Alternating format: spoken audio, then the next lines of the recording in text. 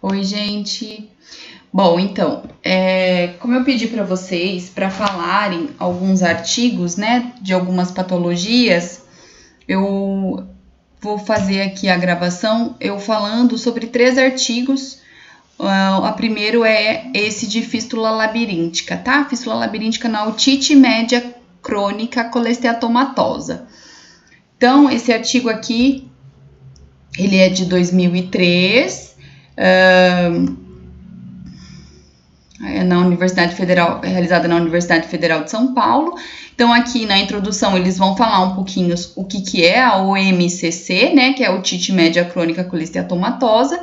Essa otite, como ela é bem, assim, grave, ela é bem invasiva, né, então o paciente pode apresentar complicações intra e extracraniana, intra e ou extracraniana, né. Normalmente ele afeta mais o canal semicircular lateral, até pela própria anatomia, né? O canal lateral acaba sendo mais fácil de ser atingido. E algumas fístulas, elas são assintomáticas, o paciente não tem sintoma relacionado à fístula. E outras que já são mais graves daí, aí já tem tanto alteração no sistema auditivo quanto no vestibular, tá? Qual é o melhor exame para fazer para diagnosticar, né, ver bem certinho como que tá essa otite média crônica é a tomografia computadorizada, tá? O tratamento dessa fístula labiríntica pode ser cirúrgico, né, tanto mastoidectomia aberta ou fechada, depende aí da lesão e do que o otorrino também utiliza mais, tá? Então, nesse estudo, o que eles fizeram? Eles fizeram uma avaliação audiológica, uma avaliação de tomografia, né, tomográfica, e aí depois eles fizeram o exame depois da cirurgia, depois do tratamento da otite média crônica com a fístula labiríntica. Então, eles pegaram dos 82 pacientes que foram operados pela OMCC, eles pegaram 10 pacientes que tiveram essa fístula. Então, foi feita tomografia computadorizada, áudio tonal, audiometria vocal, imitanciometria com pesquisa de reflexos. Então, foi feito no pré-operatório e depois no pós, tá?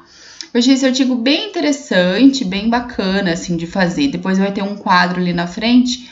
Olha só, aí as fístulas foram classificadas quanto o grau de erosão, né, óssea do labirinto. Então, por exemplo, ali na tabela 1, a gente tem o estágio 1, que é a erosão da cápsula óptica. Depois já tem o labirinto e o endósteo íntegro. Estágio 3, espaço perilinfático aberto. Estágio 4, extensa destruição do labirinto. Então, quanto maior o estágio, né, mais grave a classificação da fístula. Então, os 10 pacientes com a fístula labiríntica tinham colesteatoma e de sintoma principal o que era? Era a perda auditiva, otorreia, que é o pus, né, da própria otite, o zumbido e 40% tiveram sintomas labirínticos, tá? Aí aqui na discussão dos achados, eles vão falar que a presença de vertigem mais a otorreia e a perda auditiva neurosensorial pode levar à suspeita de envolvimento labiríntico, né? Entretanto, nossa casuística observou-se apenas 40% dos pacientes com sintomas vestibulares, que é o que eles encontraram na literatura. Então, bateu aí esse dado, tá?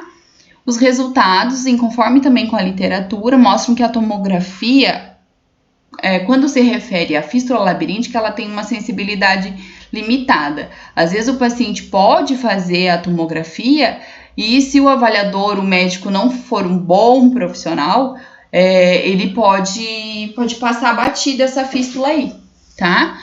Então, ó, diz assim, alguns autores justificam esta falha pelo posicionamento do paciente e o nível do corte realizado, possibilitando que lesões menores que 2 milímetros possam não ser evidenciadas pelo exame, tá? E todos os pacientes... Só um pouquinho, gente. A aluna começou a latir aqui, ela tá bem embaixo da minha janela.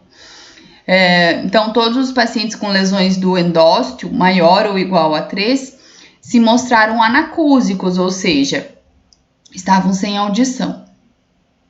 Aí aqui, ó, esse quadro eu achei bem bacana. Eles colocaram os 10 pacientes aqui, então, É interessante vocês começarem a ler esses artigos e ter uma visão crítica por causa do TCC, isso ajuda bastante, tá? Então, aqui eles colocaram ó, os 10 pacientes, né, nomeados de número aqui. Então, por exemplo, esse paciente, na áudio pré-operatório, ele tinha uma perda condutiva moderada. Não tinha vertigem, a cirurgia tinha erosão grau 2 de canal semicircular lateral, tá? E na áudio, depois da cirurgia, ela mudou de moderada para leve e não tinha vertigem pós.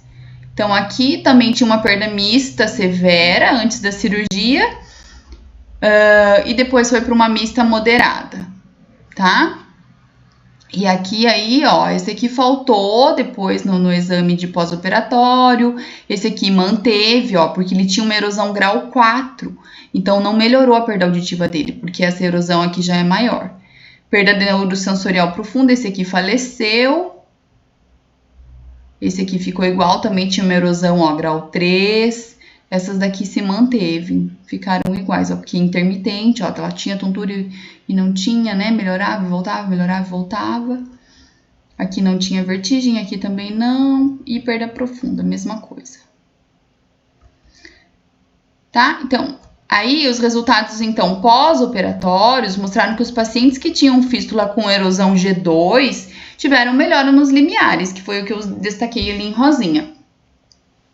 Mas os pacientes que tinham fístula G3 ou 4, que é aquela classificação lá do quadro que eu mostrei para vocês antes, eles não tiveram melhora no que sugere a integridade do endósteo, tá? Para reserva coclear. Aí eles comentam aqui algumas particularidades de alguns sujeitos que participaram da pesquisa. Por exemplo, o paciente 5, ele deu a entrada no pronto-socorro com paralisia facial periférica esquerda, crise de vertigem e hipoacusia, então ele teve uma crise aí bem significativa. E a conclusão, assim, a mais interessante, né, a conclusão geral, é que o diagnóstico de fístula labiríntica, em alguns casos, é feito apenas no intraoperatório. Na nossa casuística, eles tiveram um caso de fístula observado na cirurgia, onde a tomografia não foi conclusiva, que foi o que eu falei antes. Então, o cirurgião tem que estar sempre atento a esses casos que às vezes pode passar batido uma fístula labiríntica, tá? Então, esse foi o primeiro artigo. Vamos para o segundo artigo agora. Tá, então agora eu vou falar um pouquinho sobre o trauma acústico. Esse artigo aqui, que fez a avaliação do perfil auditivo de militares de um quartel do Exército Brasileiro. O artigo é de 2004 e foi realizado na Unicamp. Então, vai falar um pouquinho aqui na introdução o que é o ruído de impacto, né? Os ruídos de impulso de alta intensidade causado por explosão são a causa de procura médica mais frequente em militares dos Estados Unidos, em outros países também. Nos Estados Unidos, porque lá a lei do armamento, né, é diferente, então é a causa principal de procura médica. No Brasil, os estudos relacionados com ruído de impulso, de impacto, são escassos, tá? A porcentagem aqui é considerável de perda auditiva permanente.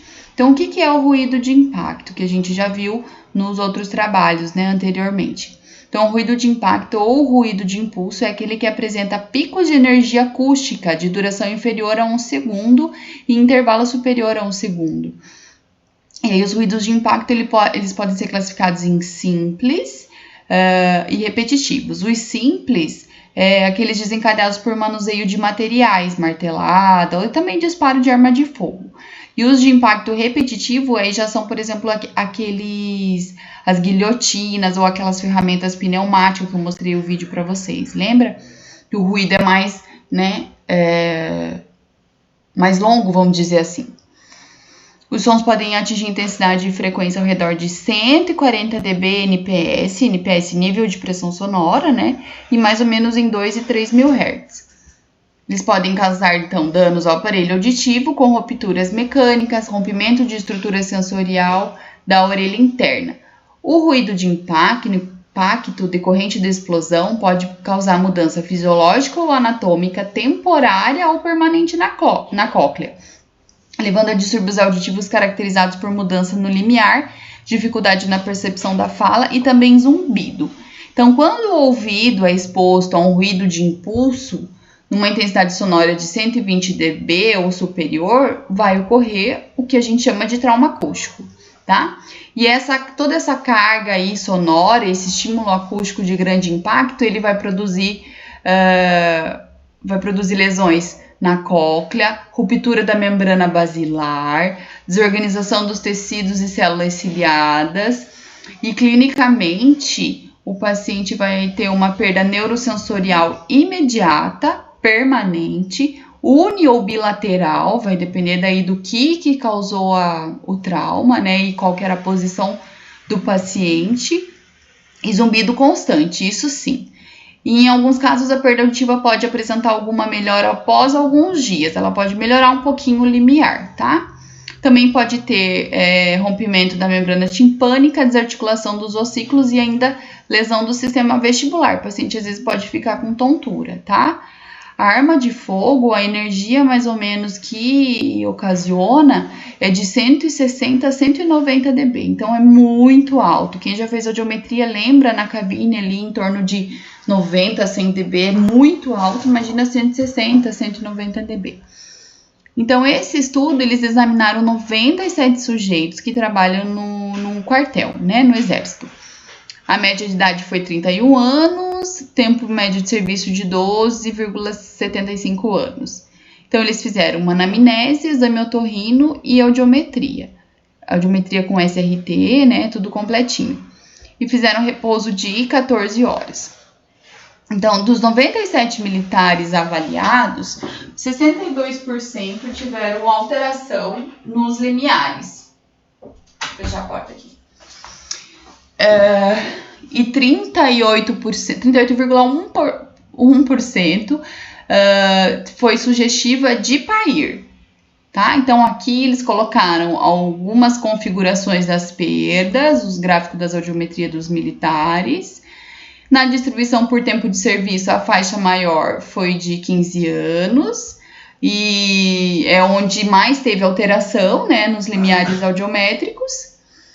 Na análise das funções exercidas pelos militares, a que apresentou maior percentual de exame alterado foi a de artilharia. E os sintomas mais relatados foi irritação a som intenso e perda auditiva temporária, tá? Então, aqui eles colocam de uma maneira bem legal a distribuição, a relação dos sintomas, bem bacana mesmo. Aí, vamos passar lá para a discussão. Então, os artilheiros, que foram os que tiveram maior alteração nos limiares, são os militares que ficam direto com armamento e obuseiro, desprotegidos ou protegidos de maneira inadequada. E com relação aos tipos de armamentos, mais de 90% dos entrevistados estão expostos a ruídos de impacto de fuzil automático leve e pistola 9mm. E 1/3 dos sujeitos se expõe a ruído de obuseiro. A maioria dos sujeitos desconhece a causa da perda auditiva, tá? E apesar de terem conhecimento de que os ruídos contínuos de impacto de alta intensidade são causadores das lesões irreversíveis da orelha interna e que a sua prevenção ocorre mediante a proteção auditiva, a maioria dos sujeitos entrevistados não é protegida adequadamente. Então, a maioria teve alteração em frequências altas, indo no mesmo sentido de várias outras pesquisas, né, com essa população. E a conclusão, então, aqui, acho importante citar todas. Então, dos 97 militares, 38,1 tiveram quadro otológico sugestivo de PAIR, apenas 25,8% dos sujeitos tinham queixas de perda auditiva, e os que não tinham queixa, 30 apresentaram alterações audiométricas. Então, eles não tinham queixa, mas tinham perda auditiva. A perda auditiva encontrada foi mais intensa quanto maior a idade e o tempo de serviço, então proporcional, né, à exposição. As principais queixas foram irritação com som intenso, perda auditiva temporária, Dos militares examinados, 64,59% não utilizaram proteção adequada nos exercícios de tiro. E essa categoria profissional necessita de mais informação e orientação, né, com relação à medida preventiva para perda auditiva ocupacional, tá? Então, um trabalho bem interessante. O ano passado também as meninas fizeram na Polícia Militar aqui de Foz, elas fizeram um questionário de queixas auditivas e foi bem bacana também, tá? Agora vamos para o terceiro.